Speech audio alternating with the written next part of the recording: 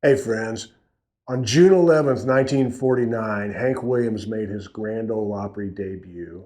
Depending on who you talk to, Hank went over so well with the crowd that night that they made him do 5 to 12 encores, depending on who you hear the story from. It's a night that's wrapped in myth and legend. Well, Mac Wiseman was actually there. He stood on the side of the stage and he watched Hank Williams play Lovesick Blues over and over for that crowd that night.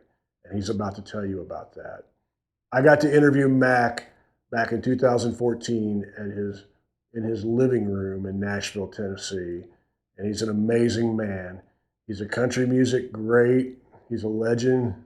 He had an amazing life, and he's in the Country Music Hall of Fame. I can't say enough good things about Mac. He was a very, very kind, generous man. He told me in that interview that you're about to hear that he was in the room with Hank when he wrote I'm So Lonesome I Could Cry. He said that it was Mac Wiseman, Bill Monroe, and Hank Sr. there when he wrote that. And he claimed that Mac and Bill actually helped write that song. He also claims that Bob Hope was afraid to follow Hank Williams on stage because Hank was that great of a performer, which I think is pretty beautiful. And he also tells a little story about Ray Price being afraid to be around Hank when he'd get drunk because he would shoot his guns. And he tells a lot of other stories too. But this is part of a larger interview. If you enjoy that, I'll link to it down below and you get to hear the rest of it. But when you hear Mac say that Hank was in his cuffs, that's old time slang, a very polite way to say Hank was drunk. So when you hear that, you'll know what he's talking about. I should also say that my roommate Frankie might step into the shot just a little bit. He loves hearing these stories. So sit back and listen with him. I'll tell you a little bit more about this interview once it's over with. I'll meet you on the other side. But for now, imagine we're sitting in the living room in Nashville, Tennessee, with the great Mac Wiseman. I was here at the Opry and on the Opry the night he made his first appearance here. And the story about his doing 5 encores is true. I stood in the wings and watched that, and he finally just had to walk off. They wouldn't sit down and shut up, you know. But I was in Shreveport, Louisiana on the Louisiana Hayride in 1951, and he kind of acted up here at the Opry, and they fired him. So he came back down there, and I became much better acquainted with him there than I did here in Nashville. But on Saturday night, we had a nice restaurant there with a back room that most of the cast from the Hayride would gather, and we'd commune and visit, you know. And I did a lot of touring with Hank, the package shows. Back in the 40s, when he was first here, there was a promoter called Les Hutchins. And rather than have 4 or 5 groups in individual cars, he would charter a trailway bus and put them all on so that they'd be showing up at the same time. No bunks, no beds. You just rode in the seats and caught a nap here and there. But we was out on 20-day tours with Hank, Lonzo and Oscar, Jimmy Dickens, and Monroe's band. It was quite a show, you know. And we played everywhere from Minneapolis to Lake Charles, Louisiana. And it was quite an experience. In fact, Bill and I were awake on the bus one night and helped Hank write I'm So Lonesome I Could Cry. We never got any credit for it, but we had a few lines. What lines did you guys add? Oh, I don't remember. Hank had it started.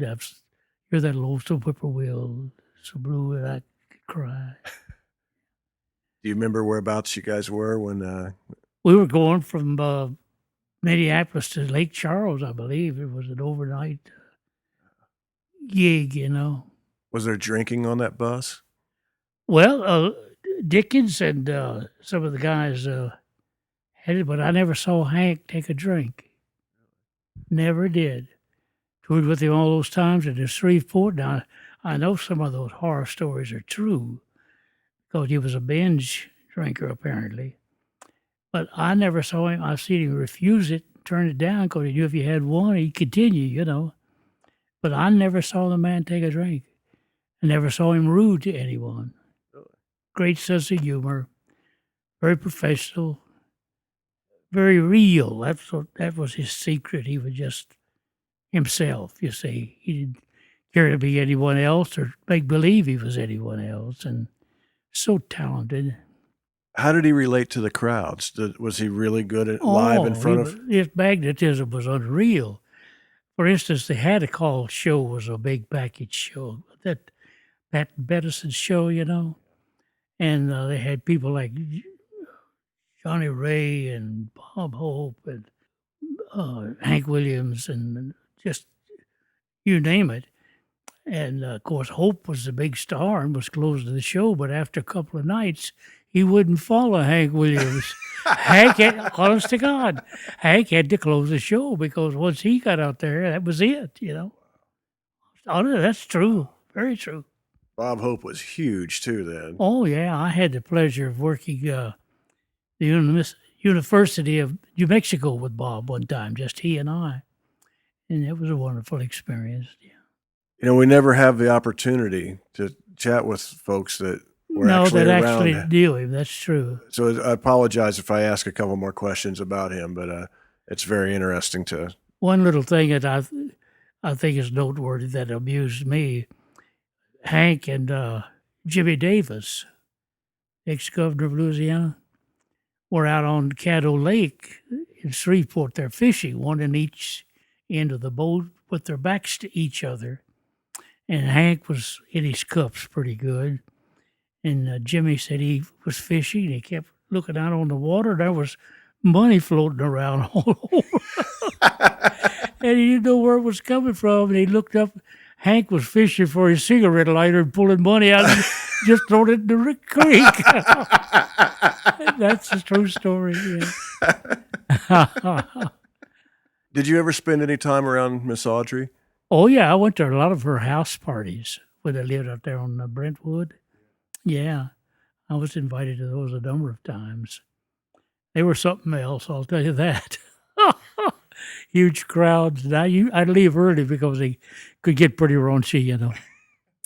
Yeah. Who were some of the people that might show up to those parties? Oh, gosh, just anybody. I remember Rex Allen's son was always there. And, well, most of the notables in Nashville were invited, you know. Hank hated their parties. One time, this is supposed to be a true story as well, she was throwing a big dinner to impress businessmen that she thought she should impress. And Hank, again, was in his cups pretty good. Came down and sat at the head of the table. And she was forcing him to do it because presenting him, you see. When they passed the mashed potatoes, he just got a handful and put them on his plate. He blew that party. Yeah. Oh, yeah. And he brought Ray Price to Nashville. Hank did. Met him in Texas. And for lack of a better place to live, Ray and his wife lived upstairs at Hank's house.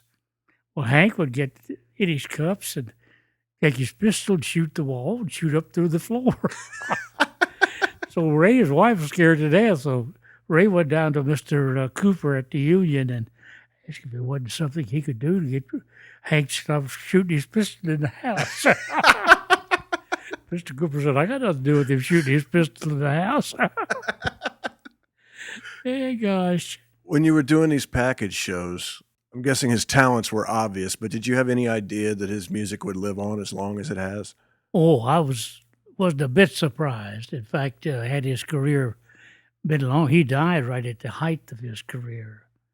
And he's still a monster. I'm telling you, Barry Comos and people like that who were my big favorites come and go, but Hank's still is very visible, you know.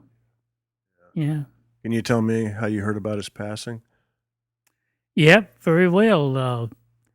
I wasn't around him too much when he was having that severe back problem and such, but I was doing an early morning radio show in Baltimore, Maryland for a car dealer down on Lafayette Street. They had a 7 o'clock show that was remoted over a local radio station.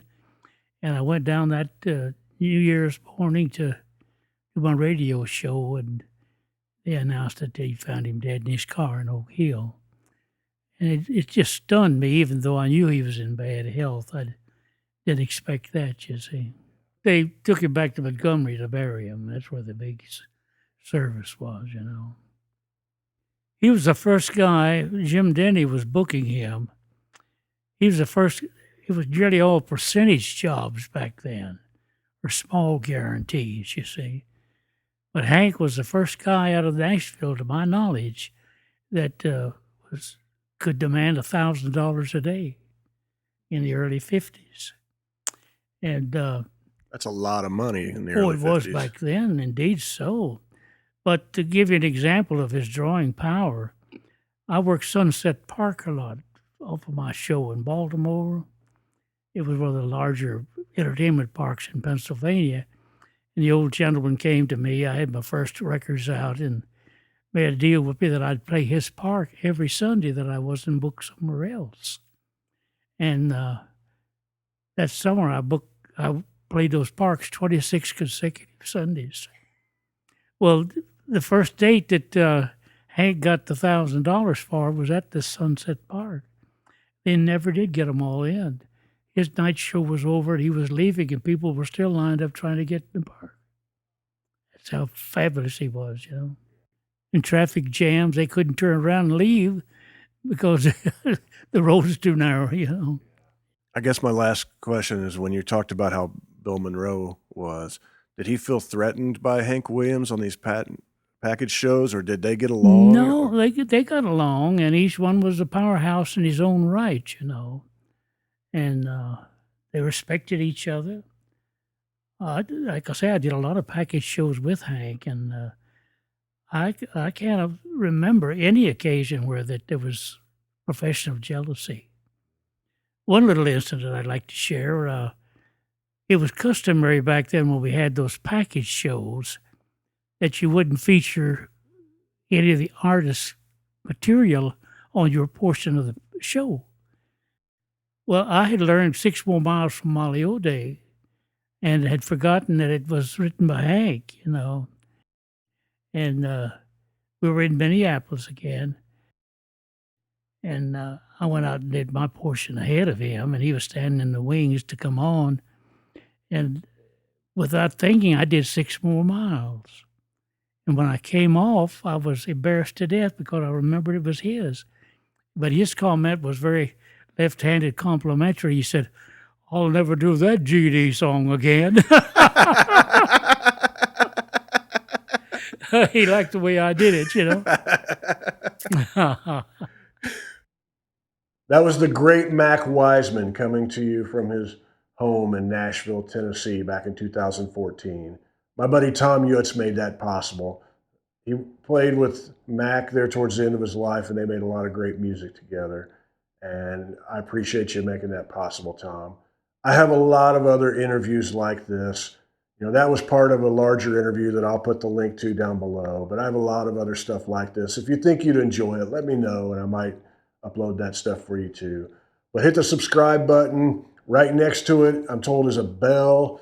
Supposedly, if you ring that bell, you will be notified as soon as I upload a new episode. And thank you guys so much for hitting that tip jar. It's been very, very helpful, and I'm very, very appreciative. So take care of each other, and I'll keep telling stories, and I'll see you next time.